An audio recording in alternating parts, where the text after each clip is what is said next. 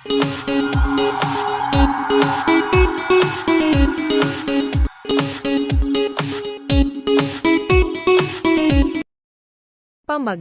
Tuliya.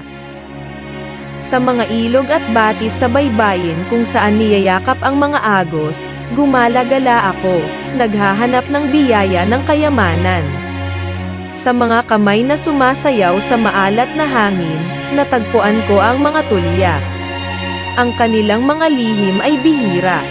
Sa banayad na haplos at mausisa na tingin, natarante ko silang binuksan gamit ang aking mga kamay.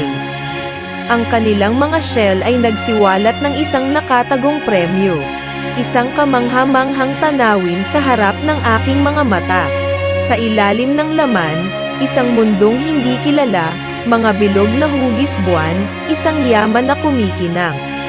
Puti at ginto, isang mahalagang imbak. Tulad ng mga bulong na panaginip na inimbak ng mga mangbabatis. Ang bawat perlas ay isang kwento. Isang kinang ng alaala, isang symphony na hinabi sa bawat tahi. Ang kasiningan ng kalikasan. Napakadalisay at maliwanag. Namangha ako sa mga perlas na nakikita. Ang mga tuliya, nagtataglay sila ng walang hanggang kwento, ng malalim na misteryo, sa kabila ng tabing. Sa pagkamangha, pinag-isipan ko ang kanilang sinaunang awit, habang sumasayaw kami ng alon. Sa pasasalamat, enlis ko sila ng buong puso na at may kasamang pagmamahal. Ikinubli ng mahigpit gamit ang mga kamay na may mabuting hangarin.